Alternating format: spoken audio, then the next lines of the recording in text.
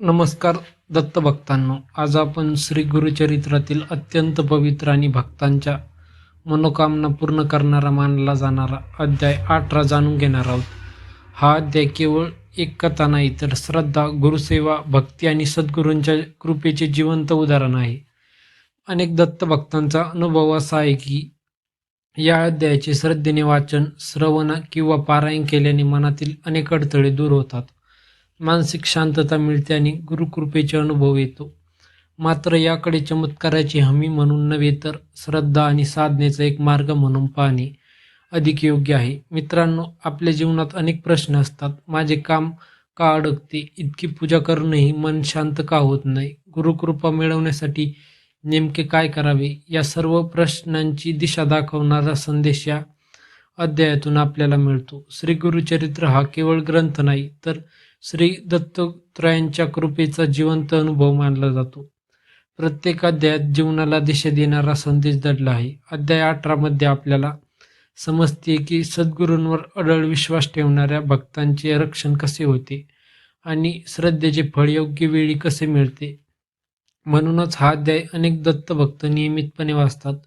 विशेषतः गुरुवार, पौर्णिमा, दत्त जयंती किंवा गुरुचरित्र पारायणाच्या वेळी या अध्यायाला विशेष महत्त्व दिले जाते. परंतु एक गोष्ट लक्षात ठेवा, गुरुकृपा ही केवळ इच्छा व्यक्त केल्याने मिळत नाही. त्यासाठी आवश्यक असते शुद्ध अंतकरण, निस्वार्थ भक्ती, संयम आणि सद्गुरूंवरील अढळ विश्वास. अध्याय 18 आपल्याला याच तत्वांची आठवण करून देतो. मित्रांनो, आजचा हा संपूर्ण व्हिडिओ शेवटपर्यंत नक्की पहा, कारण शेवटी मी या अध्यायाचा पारायणाचे महत्त्व, वाचनाची योग्य पद्धत आणि श्रद्धेने हा अध्याय ऐकताना कोणती भावना ठेवावी याबद्दलही सांगणार आहे. आता मन शांत करा, श्री दत्तगुरूंचे स्मरण करा आणि भक्तिभावाने म्हणा, दिगंबरा दिगंबरा, श्रीपाद वल्लभ दिगंबरा. याच मंगल नामाने आपण आता श्री गुरु चरित्राच्या पवित्र अध्याय 18च्या कथेला प्रारंभ करूया. मित्रांनो, आता आपण श्री गुरुचरित्राच्या 18व्या अध्यायातील पवित्र प्रसंग भक्तिभावाने ऐकूया. गुरूंच्या चरणी बसलेला शिष्य अत्यंत नम्रतेने एक प्रश्न विचारतात. त्यांच्या मनात एकच उत्सुकता असते, सद्गुरूंची कृपा नेमकी कोणावर होते आणि कोणत्या भक्ताला गुरूंचे अखंड संरक्षण लाभते. त्यावर गुरुत्वाचा अत्यंत गूढ पण सोपा संदेश सांगितला आहे. सद्गुरूंच्या दृष्टीने श्रीमंत, गरीब, उच्च नीच, विद्वान, अशिक्षित असा कोणताही भेद नसतो. ते भक्ताचे शुद्ध मन, श्रद्धा आणि समर्पण पाहतात. अनेक वेळा मनुष्याला वाटते की माझ्याकडे पैसा नाही, मोठे दान करण्याची क्षमता नाही, म्हणून देव किंवा गुरु माझ्यावर प्रसन्न होणार नाहीत. पण गुरुचरित्राचा संदेश त्यांच्या अगदी उलट आहे.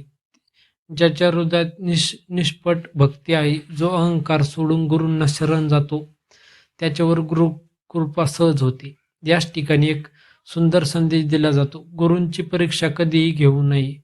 गुरुवर शंका घेणारा भक्त स्वतःलाच आपल्या मार्गात अडथळे निर्माण करतो. पण जो कोणत्याही परिस्थितीत गुरूंवरील विश्वास ढळू देत नाही, त्याचा उद्धार योग्य वेळी नक्कीच होतो. कधी कधी भक्ताला अनेक संकटांचा सामना करावा लागतो. संसारात अपयश येतं, आर्थिक अडचणी येतात, आजारपण येतं, जवळचे लोकही साथ सोडतात. अशा वेळी अनेक जण देवावरच रागावतात. परंतु गुरुचरित्र सांगते, संकट म्हणजे गुरूंची शिक्षा नसून ती भक्ताच्या अंतःकरणाला अधिक मजबूत बनवणारी परीक्षा असते. जसे सुवर्ण अग्नीत तापल्यावर अधिक तेजस्वी होते, तसेच भक्त संकटातून अधिक परिपक्व होतो. सद्गुरू योग्य वेळ येण्याची वाट पाहतात, कारण प्रत्येक कृपेची एक निश्चित वेळ असते. भक्तांनी त्या काळात संयम सोडू नये, नामस्मरण थांबू नये आणि गुरूंच्या चरणांवरील विश्वास कमी करू नये. याच अध्यायातून आणखी एक महत्त्वाचा संदेश मिळतो. गुरूंची सेवा ही केवळ बाह्य स्वरूपाची नसते. मंदिरात जाणे, फुलं अर्पण करणे, आरती करणे हे महत्त्वाचे आहेच, पण त्याहूनही अधिक महत्त्वाचे म्हणजे आपल्या स्वभावात नम्रता, दया, सत्य आणि सदाचार आणणे.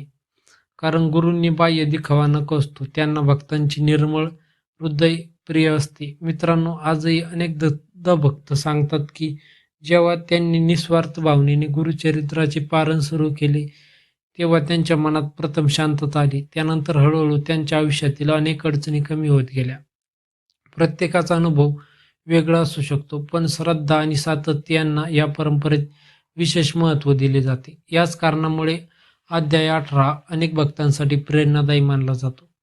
तो आपल्याला शिकवतो, गुरूंवर विश्वास ठेवा, घाई करू नका, योग्य वेळी गुरुकृपा तुमच्या जीवनात मार्ग दाखवेल. या कथेतून मिळणारा हा संदेश प्रत्येक भक्ताने आपल्या जीवनात उतरवला तर संकटे असली तरी पण मन विचलित होत नाही. प्रिय दत्त भक्तांनो, आता आपण या अध्यायातील प्रत्येक संदेशाचा अंतर्मुख करणारा अर्थ समजून घेऊया. श्री गुरुचरित्रातील प्रत्येक प्रसंग हा केवळ ऐतिहासिक घटना म्हणून सांगितलेला नाही. प्रत्येक कथेमागे एक अध्यात्मिक तत्व दडलेले आहे. अध्याय 18 देखील त्याला अपवाद नाही. या अध्यायातील पहिला आणि सर्वात महत्त्वाचा संदेश म्हणजे श्रद्धा आणि सबुरी. आजच्या काळात प्रत्येकाला सर्व काही लगेच हवे असते. पूजा केली आणि लगेच दुसऱ्या दिवशी परिणाम दिसावा, जप केला आणि लगेच अडचणी दूर व्हाव्यात, अशी अपेक्षा अनेक जण करतात. पण गुरुमार्ग आपल्याला संयम शिकवतो. सद्गुरू योग्य वेळी, योग्य प्रकारे आणि आपल्या खऱ्या हितासाठी कृपा करतात. कधी आपण मागितलेली गोष्ट मिळते तर कधी त्यापेक्षा अधिक चांगला मार्ग आपल्या जीवनात उघडतो. याच कारणामुळे गुरुचरित्र सांगते की गुरूंवर विश्वास ठेवणारा भक्त कधीही निराश होत नाही. दुसरा महत्त्वाचा संदेश म्हणजे अहंकाराचा त्याग. अहंकार हा भक्तीचा सर्वात मोठा शत्रू आहे. मला सर्व काही माहीत आहे, मीच श्रेष्ठ आहे, माझ्यामुळे सर्व होत आहे, अशी भावना गुरुकृपेच्या मार्गात अडथळा निर्माण करते. जेव्हा मनुष्य नम्र होतो तेव्हा गुरुकृपा त्याच्या जीवनात सहज प्रवाहित होते. तिसरी शिकवण म्हणजे सदाचार आणि सत्याचे पालन. केवळ पूजा, आरती, उपवास किंवा पारायण पुरेसे नाही. आपल्या वागण्यात प्रामाणिकपणा, दयाळूपणा, क्षमा आणि इतरांविषयी आदर असणेही तितकेच महत्त्वाचे आहे. गुरूंची खरी सेवा म्हणजे त्यांच्या शिकवणीप्रमाणे जीवन जगणे. मित्रांनो, अनेक भक्त विचारतात, अध्याय 18चे पारायण केल्याने मनोकामना पूर्ण होतात का? या संदर्भात एक गोष्ट समजून घेणे महत्त्वाचे आहे. भक्ती परंपरेत अनेक जण श्रद्धेने या अध्यायाचे पारायण करतात आणि त्यांना सकारात्मक अनुभव आल्याचे सांगतात. परंतु प्रत्येक व्यक्तीचा अनुभव वेगळा असतो. कोणत्याही विशिष्ट फलाची हमी देता येत नाही. या अध्यायाचे मुख्य फळ म्हणजे मनाची शांती, गुरूंवरील विश्वास दृढ होणे आणि योग्य निर्णय घेण्याची अंतरप्रेरणा मिळणे. जेव्हा मन शांत होते, जेव्हा अनेक समस्या सोडवण्याची शक्ती आपल्यातच निर्माण होते. आणखी एक सुंदर संदेश या अध्यायातून मिळतो. संकटे शेवट नसतात, ते गुरुकृपेची तयार असू शकतात. कधीकधी आयुष्यातील विलंब, अपयश किंवा अडथळे हे आपल्याला अधिक सक्षम बनवण्यासाठी येतात. म्हणूनच संकटाच्या काळातही नामस्मरण सोडू नका. रोज काही मिनिटे जरी श्री गुरुदेव दत्त हा मंत्र श्रद्धेने जपला, गुरुचरित्रातील एखादा अध्याय वाचला आणि गुरूंचे स्मरण केले तरी मनाला धैर्य मिळू शकते. याच धैर्यातून योग्य निर्णय, योग्य दिशा आणि योग्य कृती जन्माला येते. मित्रांनो, म्हणूनच अध्याय 18 हा केवळ मनोकामना पूर्ण करण्यासाठी नव्हे तर स्वतःला अधिक श्रद्धावान, नम्र आणि आध्यात्मिकदृष्ट्या सक्षम बनवण्यासाठी वाचावा. याच भावनेतून केलेली साधना अधिक अर्थपूर्ण ठरते. अध्याय 18 मधून आपल्याला एक गोष्ट स्पष्टपणे समजते. गुरुकृपा मिळवण्यासाठी बाह्य आडंबरांपेक्षा अंतःकरणाची शुद्धता अधिक महत्त्वाची आहे. अनेक भक्त विचारतात, हा अध्याय किती वेळा वाचावा? याचे एकच उत्तर आहे, शक्य तितक्या श्रद्धेने. काही जण गुरुवारी, काही जण पारायणाच्या वेळी, तर काही जण रोज एक अध्याय वाचतात. परंपरेनुसार विविध पद्धती प्रचलित आहे. कोणतीही पद्धत स्वीकारताना तिचा आधार श्रद्धा आणि सातत्य असावा. पारायण करताना लक्षात ठेवाव्यात अशा काही गोष्टी. स्नान करून स्वच्छ वस्त्रे परिधान करावेत. श्री दत्तगुरूंच्या प्रतिमा किंवा पादुकांसमोर दीप लावावा. मन शांत करून श्री गुरुदेव दत्त या नामाचा जप करा. अध्यायाचा अर्थ समजून वाचण्याचा प्रयत्न करावा. पारायणानंतर सर्वांच्या कल्याणासाठी प्रार्थना करावी. ही आचरणे अनेक भक्त परंपरेने पाळतात, ती श्रद्धेला केंद्रस्थानी ठेवतात.